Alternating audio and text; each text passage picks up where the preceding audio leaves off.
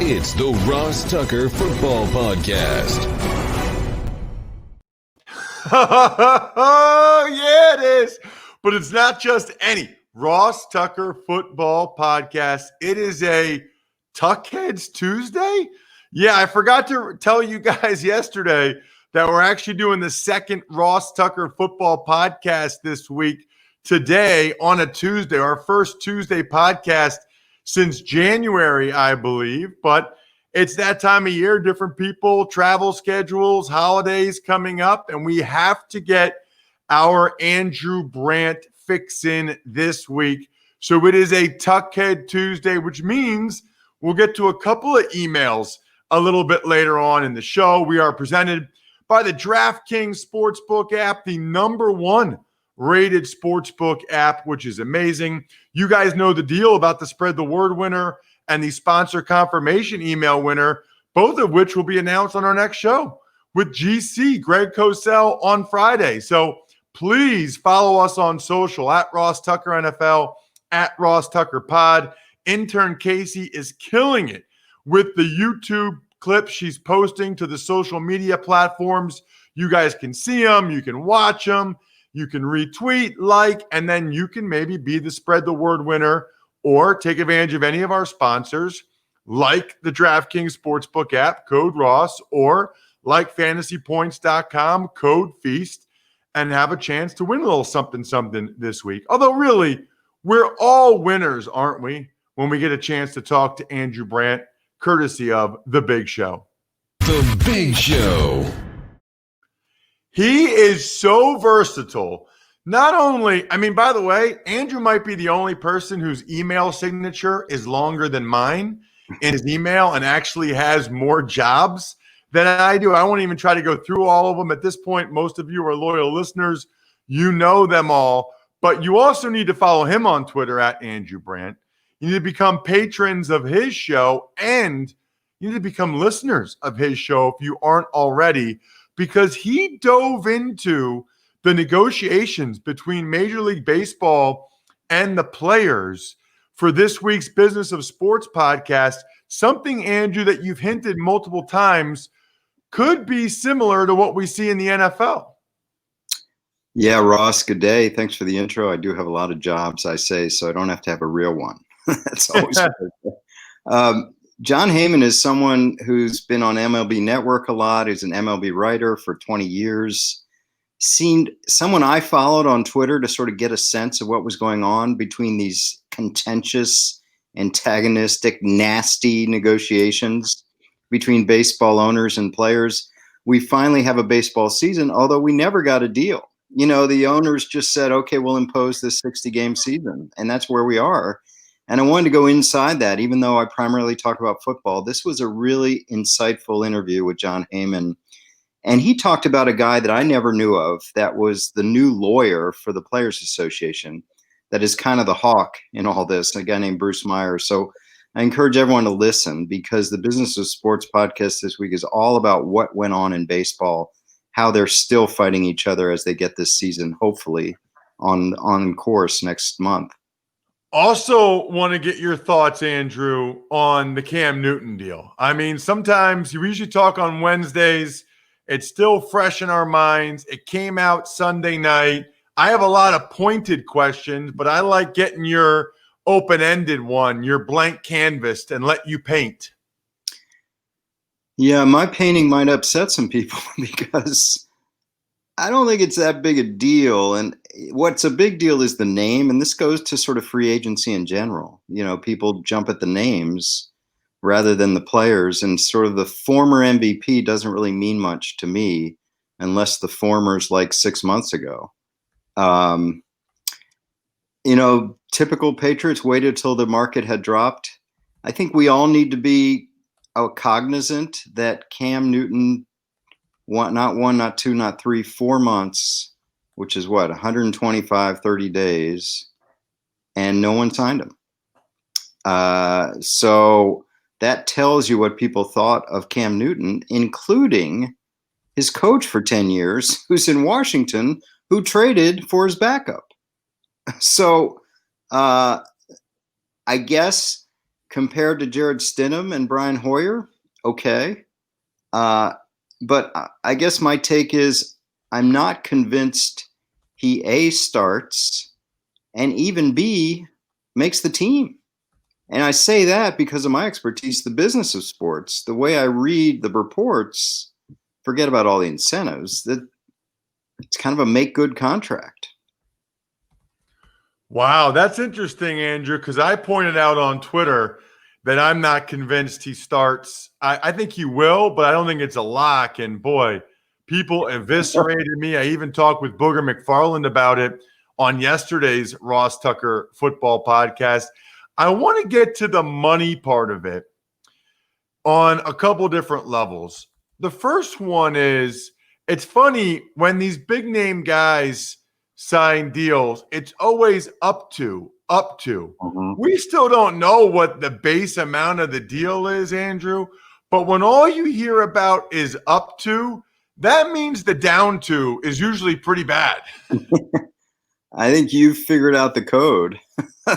You've cracked the code with media, which we are, and teams and agents, and make it look as good as possible. That's what media does for agents. I get it. I've been there on both sides. But up to $7.5 million sounds pretty good. Drilling it down, we're waiting to see, but it's probably like $1 million or maybe $1.5 million, maybe Jameis Winston level contract with a lot of incentives. And by the way, Ross, if it's 7.5 and that's the max, I'm guessing he's got to play 85%, lead the league in 5 categories, win the Super Bowl, all of that to get $7.5 million. So I think the bigger story to me is that Cam Newton had no market. Think about that. Yeah, it's pretty amazing. It really is. And I've said also, Andrew, the Panthers could have had him this year for $18 million. They didn't want him. They cut him. Yeah. You know, you mentioned Ron Rivera. So we shall see. I did want to get your reaction to Richard Sherman coming out and calling Cam Newton's contract disgusting.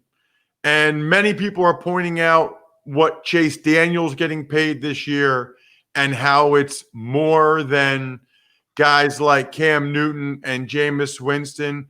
And I'm not quite sure what they're getting at, Andrew. I don't know if they're suggesting that, if Richard Sherman's suggesting that race has something to do with it.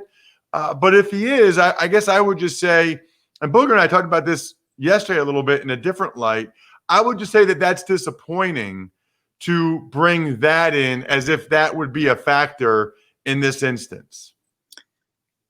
Yeah, I guess I can't really say if it is or isn't, but I guess get back to my expertise of the marketplace. For whatever reason, players like Chase Daniel, players like Sam Bradford, players, have continued opportunities. And I don't know what the reason is that Cam Newton had no market. I really don't. I mean, I think we talked last or 2 weeks ago about it's hard to bring in a guy like him as a backup because, as soon as your starter doesn't play well, then it's the Cam Newton chatter, which applies to Kaepernick. Take out the politics as well. The other thing I'd say is that, the job of a backup quarterback is to serve the starter. We talked about this. And again, I don't know if they see Cam Newton as a starter right away, as a backup. Stidham's got a lot more time in the system. And teams shy away from name backups who, it's almost like, you're in an interview, Ross, and you come in for some low-level job, and the interviewer says, no offense, but I think you're kind of overqualified for this job.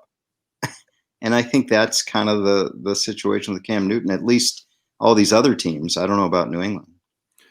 By the way, Andrew, about 15 minutes after the Cam Newton news comes out, the news comes out about the Patriots' punishment for filming the Bengals sideline in December. It's a 3rd-round pick. It's $1.1 million in fines.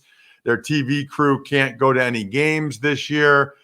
What was your initial reaction to that news? The same one you just insinuated. I mean, it's not a coincidence. So one of those pieces of news, Ross, maybe both, have been around, is my reaction. Maybe a day, maybe a week, maybe a month. I don't think it's Cam. I think it's the news about the penalties to the Patriots. And there was a decision to hold that until something good happens. And here's the good. It just seemed too coincidental. Otherwise, what you and I, our lead story in this segment would be the Patriots penalties, because there'd be no news to offset it. Or whatever team got these penalties. That's a big penalty. I mean, a third-round pick and $1 million, that's a big penalty. And we didn't even talk about it much in December. But that's a big penalty. And listen, the Patriot fans are going to hate it, but it's another thing where you kind of go, Patriots, right? I mean, what else can you react with?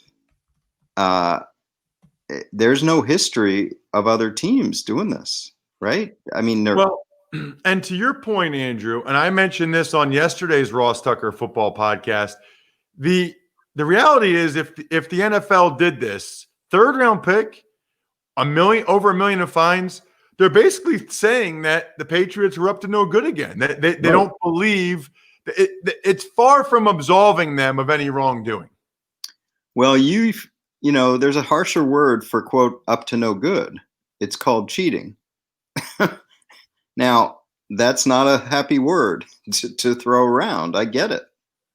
But, you know, people around the league are probably looking at that and saying, there they go again. I'm just being honest. You know, people around the league are probably saying, glad they got him. And Roger Goodell, Troy Vincent, they work for the owners, you know, and the owners and the commissioners signed off on this. So that's where we are. The thing that I think is weird is that it's almost as if the NFL allowed the Patriots to release the terms of their own punishment at a time that was ideal for them. I mean, Andrew, what is that about? Well, why should the Patriots get the ability to basically have a coordinated PR statement 10 minutes after the Cam Newton news? I found that curious too, Ross. Not only that, it's not even the Patriots that put it out there. It's Adam Schefter, who's great, who's the best. But that just seemed to be or it was Ian Rappaport or NFL media, but it wasn't NFL, right? I mean, it's like when you see these penalties and think about the big ones, Deflategate and Tom Brady and Ray Rice, and that doesn't come from the team, right? These are not team penalties. These are league penalties. So I'm as curious as you are how that happened. And maybe it's kind of I mean, you just kind of think about backroom discussions to Robert Kraft, like, hey, we're hitting you with this. Well, can I put it out the way we want to put it out? Oh, okay. You know, it's like, what else could have happened? Because this should have been, and maybe I missed it, from Troy Vincent, not from Adam Schefter, not from Ian Rappaport. This should have been from Troy Vincent. What did you think also, Andrew, of the NFLPA sending a letter to all of the agents telling them to make sure your players talk with their personal physicians and read all the CDC guidelines before training camp? I got that letter yesterday as an agent.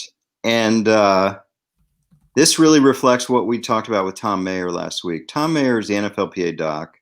He has been sounding the alarm on this.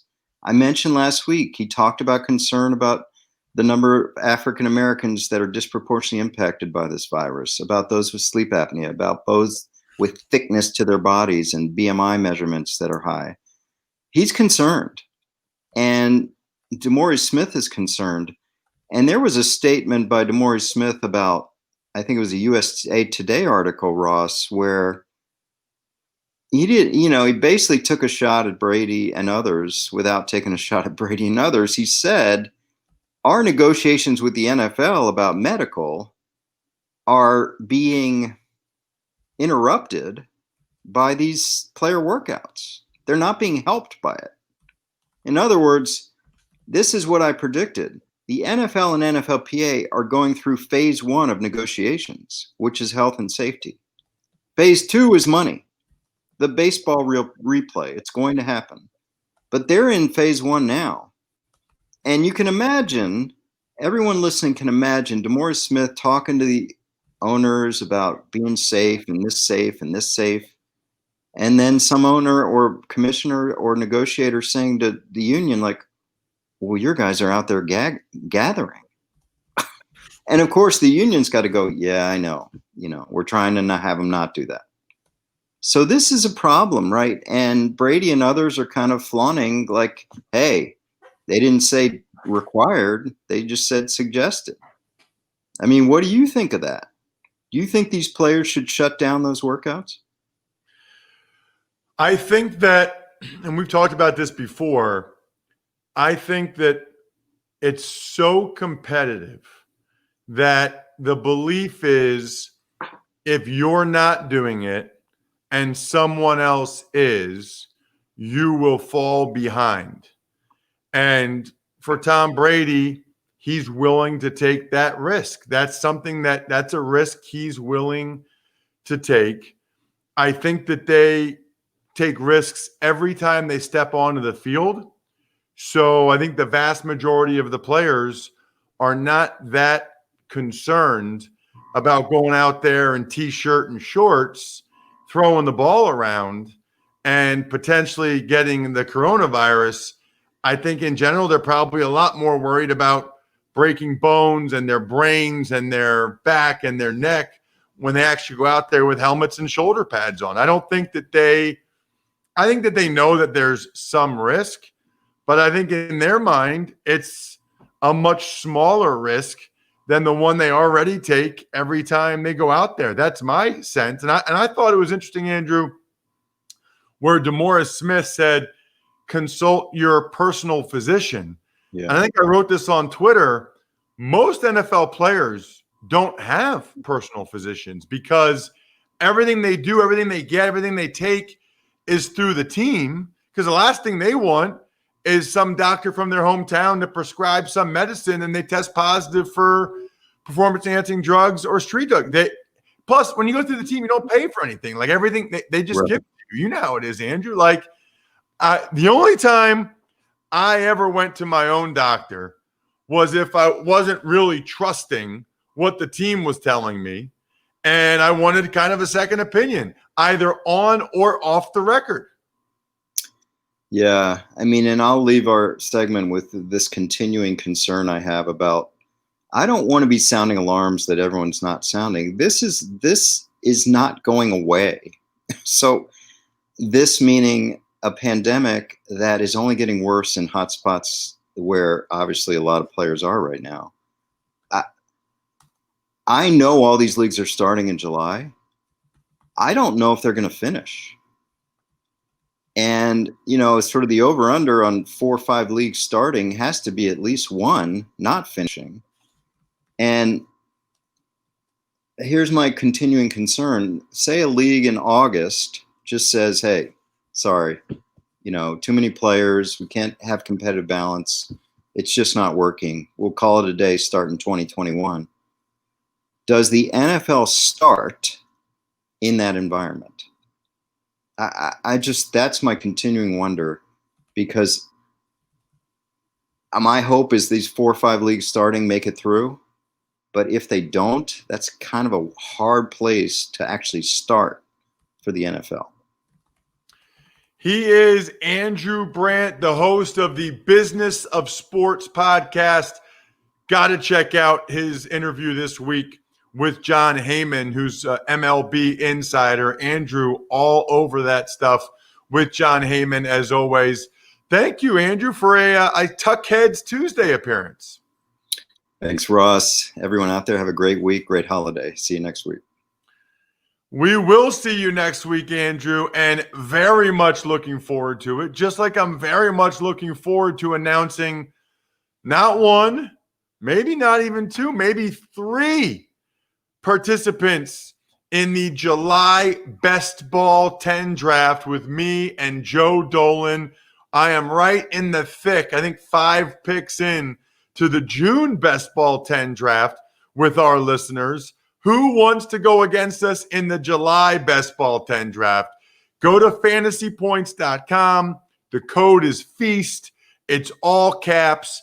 You send the email to me, ross@rosstucker.com, and say, Ross, I want to take you down. I want to beat you and Joe in your best ball draft. All right, Ross, let's start with your reaction to the letter from the NFLPA to all the players' agents about talking with their personal family doctors regarding COVID-19. Well, it's funny because so often when you think about sort of liability, I guess, in my mind, Bri, you think of the employer, the team. But in this case, it seems like the NFLPA is kind of trying to make sure they have their bases covered, if you will, and that they've made sure that they've sent that letter to every agent, and every agent has to send that to every player. So on some level, if there is a poor outcome for a player during the season, the NFLPA can almost wipe their hands of it and say, hey, we told you guys to consult with your personal physician. We told you to take it seriously and to find out, what risk factors you had. That's what it kind of seemed like to me, is the NFLPA is trying to make sure they can have safe cover, a safe haven if there is a poor outcome for one of their players. I do think that they're right, though. I do think players should talk to personal physicians. I guess I just don't know how many of them have them. I always had somebody kind of back in my hometown, but primarily everything I did was for 7 years through the team. So I would have a back guy, a spine guy in my hometown that I'd talk to if I wasn't sure if the team was shooting me straight. But I don't really think I had a family practitioner or a physician in that regard. And that's really what you need in this instance, is to go over your family history and to really say what your risk factors are, who you're living with, all of those things. And I wonder how many of those guys have that person. Tuck's Takes. The NFL also released a memo stating that all teams are going to start training camp on July 28th. And I know that's going to be an issue for one state in particular. Right. What was it? Arizona just came out and said no gatherings of more than 50 people for the next 30 days or something, Brian? Right, exactly. So, yeah, I guess 30 days puts them right at the 28th or 29th. So we'll see. Maybe they have training camp split up into 2, right? Like 45 guys and 4 coaches in one, 45 guys and 4 coaches in the other. They'll figure it out. If they're not reporting till training camp till the 28th, Bri, my guess is that first day they'll be testing the players. And then finding out where everybody's at. Maybe they test them ahead of time. I don't think they want to do that, though. I don't think they want to test them until they get everybody there. So I guess they wouldn't really be gathering in terms of that many people anyway. And let me just say this. I haven't really done this, Bri. I try to stay out of certain things that are hot button topics. I have no idea how human rights have become a politicized issue, or that there's 2 sides, whether it's any type of social injustice, any type of racism, the Black Lives Matter movement, anything. The same goes for the masks. What the heck are we talking about? Like, if you read any data, the thing that's clear is that masks make a huge difference. These people that are anti-mask because of their freedoms, they are so misguided. It's a law that you have to wear a seatbelt. It's a law that you can't drive until you're 16 to protect our communities. That you don't go to the armed forces until you're 18. Well, right now, and maybe that's the solution, Bri. Maybe it should be a federal mandate, but it should be mandatory. I know in Pennsylvania, to go into a business, you have to have a mask. and they highly encourage it when you go out in public, period. I know it's not the most fun thing ever, but it's not that bad. And if everybody's doing it and it's saving a lot of people's lives and space in the hospitals, I mean, I just think some people have their priorities and their sense of freedom and their rights so misguided at this point. It's really disheartening, and it might cost us football. And I tweeted this the other day, Bri, at Ross Tucker NFL, not at Ross Tucker Pod. But a lot of the states that are doing the worst, Texas, Georgia, Florida, South Carolina, those are the states that are going to be the most up in arms if there's no high school or college football. And guess what? They're the ones to blame. I've talked to people that have been in those states, that live in those states. They said you wouldn't even know that there is a virus. Everybody's out and about, no masks, just acting totally normal. And it really is a terrible example of leadership by the people that run those states. And I don't know what the rules are about national mandates versus state mandates, but whatever it is, it's terrible. And I don't get on soapboxes like this very often, but wear a gosh darn mask. Ever wanted to ask an NFL player a question? Well, here's your chance. It's time to Ask Ross. The email address, ross@rosstucker.com. Tuckheads Tuesday is when we typically get to several email questions. I think you guys know the deal by now. If you take advantage of any of our sponsors, they're all on the homepage. They're all on the sponsors tab at rosstucker.com, or the ones you hear me say, like DraftKings Sportsbook app with the code Ross for that $1,000 bonus, or fantasypoints.com code FEAST for the discount. You have a right to ask me any question you'd like. Just make sure you send it to me, ross@rosstucker.com, and then you could be the winner later on in the week when I have a sponsor confirmation email winner. I'll send you a new signed picture, signed card, whatever you want. All right. Well, today, Ross, not much of a question, but more of a request. Do you think that it would be possible to get a current strength and conditioning coach, either from a large college program or an NFL team, on your show for an interview? I think that would make for a neat off-season interview on a Monster Monday, given the lack of team gatherings. I would imagine that the current climate would make that for an interesting interview. Thanks for all that you do. That is from Tom, who sent us a sponsor confirmation from Amazon. Nice, Tom. Well, Tom, I read your email. I do think that would be a great interview. I'm going to work on that. I got to try to remember if any of the strength coaches I had as a player are still strength coaches for teams in the NFL. I'll try to get one on. I will say this.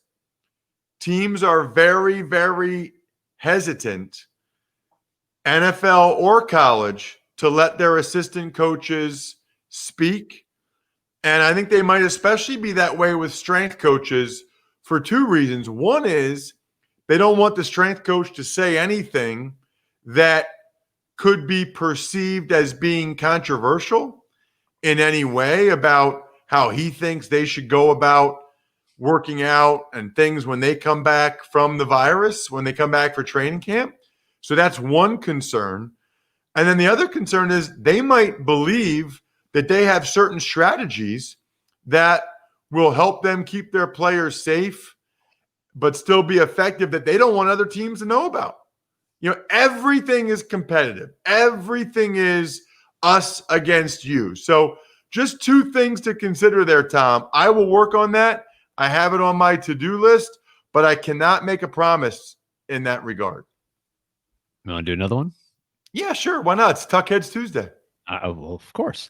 Again, another one that is not necessarily a question, more of a comment. Hey, Ross, a longtime listener, right back to the Football Today days. Love Andrew Brandt as well. And right now, during the COVID pandemic, your podcasts are a welcome diversion. Now, I want to relate a recent story to one of your sponsors. I'm a family doctor in Northern Ontario. So with the recent COVID pandemic, I had to get rid of my facial hair so I could make sure I have a good seal with an N95 mask. Well, I tried one company that will remain nameless. It was a complete failure to order from their website. And hang on, I'm sorry, I'm trying to get through. It's really long. I do appreciate it, Dr. John, but we're gonna cut it a little bit. Anyway, the company that I was working with also has the naming rights to a stadium of one of the most hated teams in the NFL, so I couldn't do that. So that's when something in my memory turned to one of your sponsors. I went to your sponsor page at rosstucker.com/sponsors, and there it was. Now, I'm a Bears fan, and you know what the Bears are, Ross? They are hairy. And do you know who one of your sponsors is, Ross? That would also be Harry's. So it must have been a sign from God. So in a few short clicks, I redeemed your offer for a free trial set. I signed up for your home delivery. No muss, no fuss. And like another recent listener, I'm not actually looking for anything. A press pass might be neat, but I'm pretty sure my wife would just throw it away. She really dislikes clutter. So things we're not using here do get pitched. But anyway, I just wanted to send you a lighthearted note to let you and your sponsors know that they work, and then I appreciate what you and Brian do. Again, that's from Dr. John. Nice, Dr. John. A new Harry's customer. Happy Harry's customer. The Bears thing, he lost me a little bit on the Bears being hairy, that whole deal. But I'm glad you took advantage of the Harry's code, Dr. John. I'm glad you sent me that note. And I think I figured out the name of the other company that you were not real happy with. They were something we talked about a lot on today's show. So interesting that we have two emails, Bri, with sponsor confirmations. One Amazon, one Harry's. Neither one of them actually had a question. I guess Tom had a question. His question was, can you get a strength coach on? And the answer is yes, I'll try. And John just had a note there. But hey, look, you can just have a funny note if you want. You take advantage of a sponsor, we'll read and respond to the funny note. I like it. And thank you, Dr. John, by the way, for what you're doing with the N95 masks and being a doctor up there in Northern Ontario. Really, really appreciate it. Shout outs, as always, to Pizza Boy Brewing, DynastyFreaks.com. They are the I Think We're Done Here members of Patreon.com/RT Media. I should point out a little shout out as well goes to Colin Boggs. Colin is the latest patron. So pretty much every episode, we're announcing a new patron who gets to ask me a question, who gets a signed picture. Let's keep it going. Patreon.com/RT Media. I love it.